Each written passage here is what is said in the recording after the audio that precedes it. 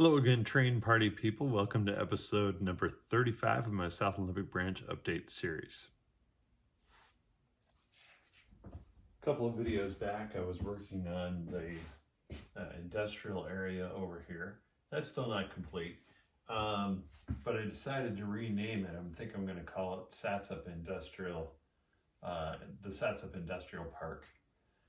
In the meantime, there was a siding that hadn't been complete, and I started thinking about I had been thinking about how I was going to run the electrical for the track here, the DCC bus that is, and it occurred to me that this is the end of a reversing section right over here.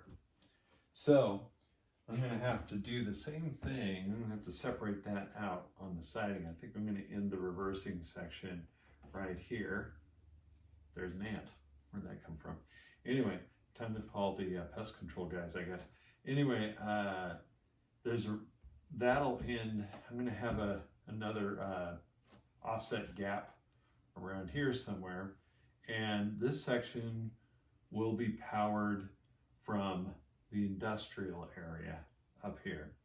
Hopefully that'll work out well. I think it'll be okay. Even though there's a reversing section here, but like I said, I'm going to give it a little bit of room and then offset the gap. So I think that'll be okay. As it stands, I just finished laying the cork in here, and it's all pinned down for that to dry.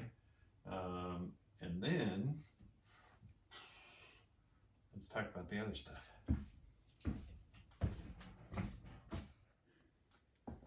So this is one of the panels that I've been working on for the yard, and I think I did discuss this in a previous video, but I was experimenting with touch toggles and having them plugged into my LCC system, and I got them to control the turnouts the way I wanted them to, but I couldn't get the light behavior to follow the way that I wanted it to, which was to say that if I selected one of the tracks, I wanted it to be green and the rest of the tracks to automatically go to red in the yard. I finally broke down it and posted on the layout command control group on groups.io, and I was told that I picked the wrong kind of Barrett Hill product. They have, most of what they sell are touch toggles, but what I actually need is a touch trigger, which is different, and they also sell on their site. Well, the Kevin from Barrett Hill chimed in, and he said, you know, Larry, you got, if you want, we can see if we can return and exchange some of these for the thing that you need. And I thought, well, that sounds really good. So I went ahead and ordered some touch triggers so I could try them out and see if they would work for what I wanted to do. Well, I got them, and I had a heck of a time getting them programmed up still. And then Dick Ronson from our circuit said, oh, you need to do this other thing. Well, for some reason, I couldn't wrap my head around that. So I was talking to my friend Brian, who's done a number of layout command control projects. And he said that we arranged for him to come over to my house and take a look at what I was doing and see if we could figure out what the heck we were doing wrong. And I figured out part of it as soon as I showed him in the configuration window what I was doing. I started showing it to him as I was trying to configure these lights off of the lines that control the tortoises. Well, I actually needed to control these lights off the lines that the push buttons plug into. That was kind of a duh moment for me, because as soon as I said to Brian what I was trying to do, I went, oh, yeah, okay, that's what I meant. So anyway, when I push a button here, I'm going to say track number 3, you'll hear it move, and you'll notice that stayed green, and then all the other tracks in the yard went red. And that, if I look at the actual track number 3 up here. That means track number 3 should be selected. Track number 2 should be closed as a through. And then for turnout number 1, there would be thrown to be able to line to the next track over. And if we take the camera over here, we'll see that that's track number 3 right there. So it is selected. Track number 2 is bypassed, and track number 1 is also bypassed. Now I just bumped it. You heard that. I bumped this one that's hanging out, and that controlled the turnout down at the end there. I haven't, I'm still working on this panel setup, and hopefully I'll have some more stuff on that later. But in the meantime, I got some things set up for control and buttons that follow what I want them to do. So I think that's pretty cool. Once I unpack the information that Brian gave me about making these panels work the way that they should, the way that I want them to anyway, I will go ahead and set up the panel at the other end of the yard. So I just have to absorb that information that he gave me, and it's not all there yet. A while back, I found a Atlas RS3 Classic Gold online, and I like those locomotives. It has a loc stand. Let's get the headlight on here.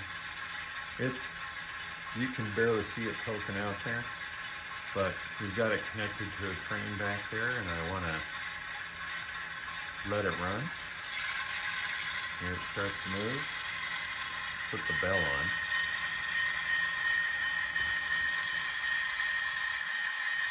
And I've already got yard track 4 set.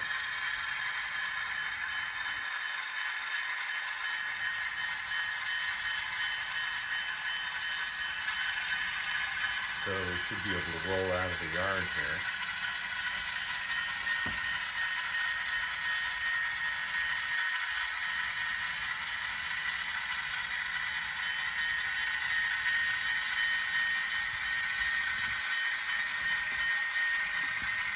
Kind of a good looking locomotive. Zoom in on that a little bit. Now, I haven't found a way to get the number boards to light on this. And that just may be me, but it's interesting because Atlas locomotives in the past have had that feature. I'm going to go ahead and stop the bell and give it a couple of toots.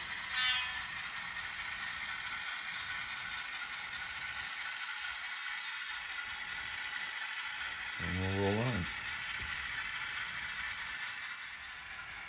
Get the video going here.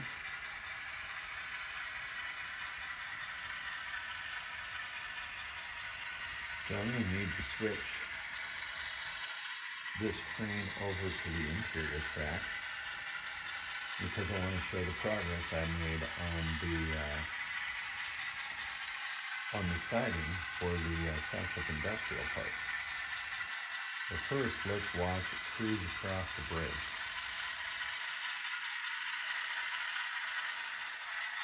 Okay, we've got clearance from the tower to proceed.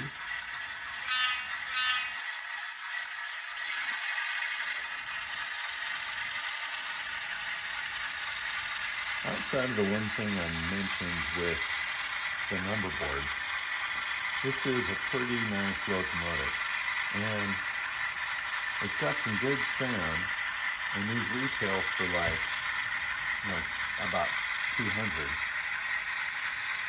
which is quite a bit less than some other Satsop locomotives.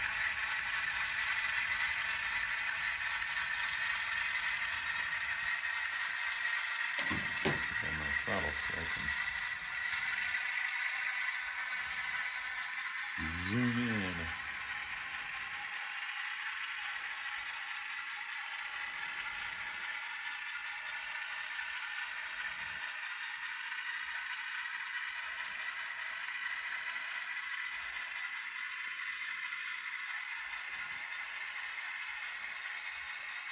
So once I'm through the crossover, I'm going to back up.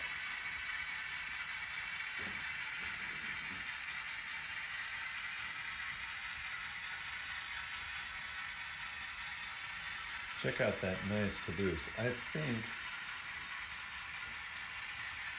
that's an Atlas as well, but it might be an Athlon one.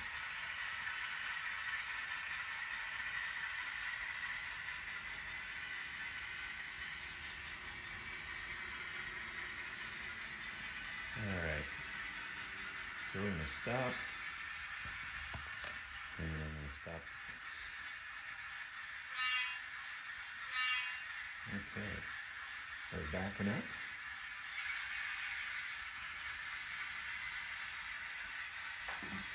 This may let them throttle up. It's pretty nice, huh?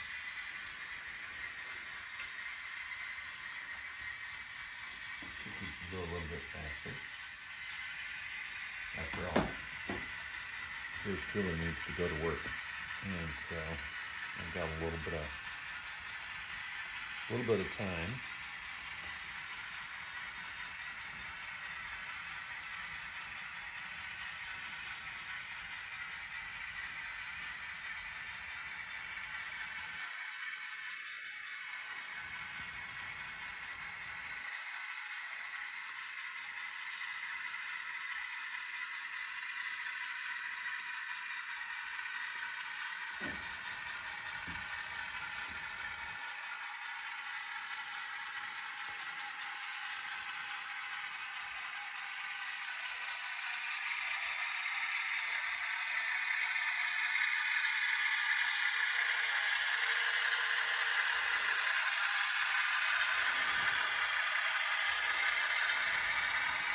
I like making videos, but sometimes running the train and the camera all at once is kind of a chore. Okay, let's stop and let the brakes wheel happen. I gotta manually throw the turnout because I haven't yet put control on that tortoise.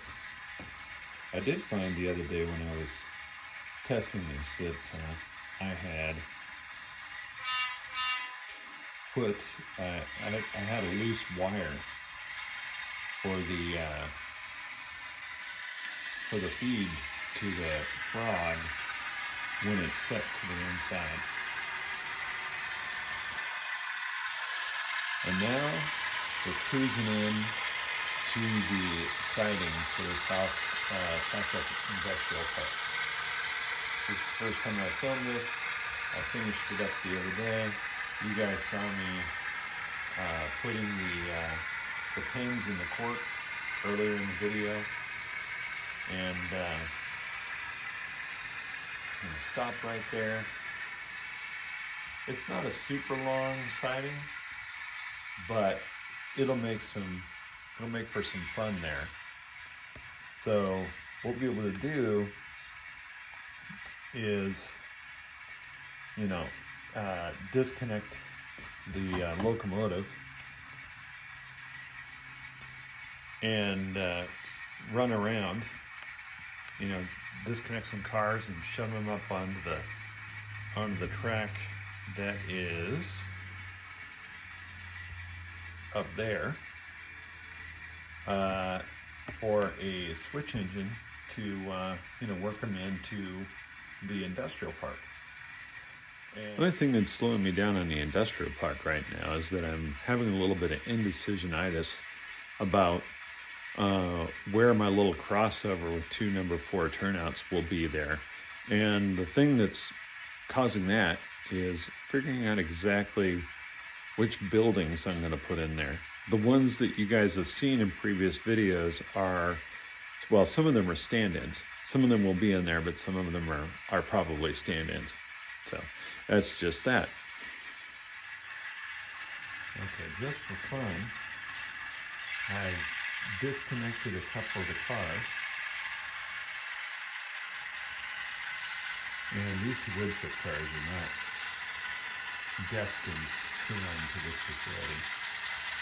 At least I can't think of a reason for them to normally go there. But that's, neither here nor there at the moment. So what we're going to do is run up the hill.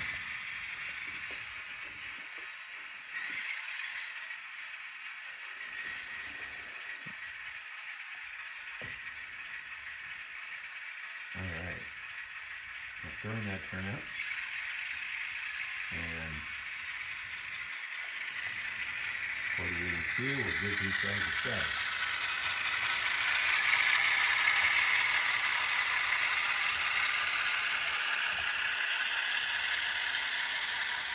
Take this job and shove it up the hill.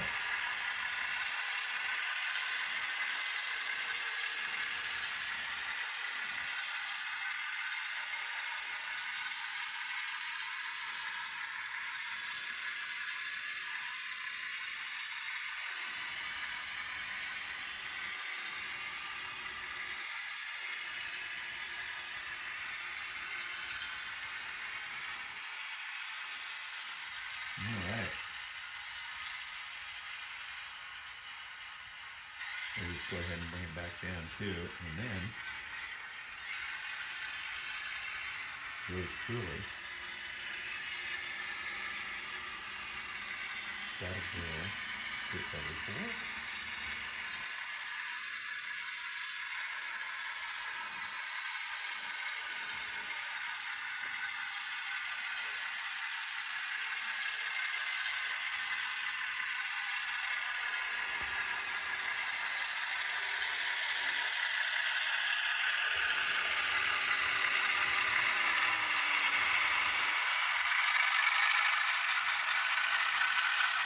Let's see, autofocus worked a little bit better, but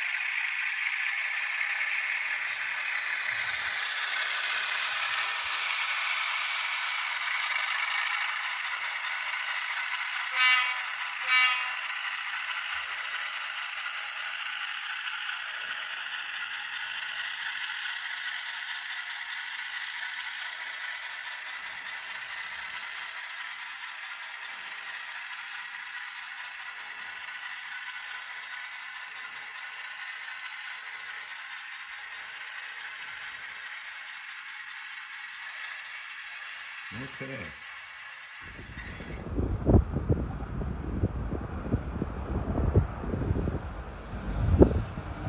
Saw this as I was on my way to work, and I actually got to work early today. What do you know? He's just going to stop right there. Figures.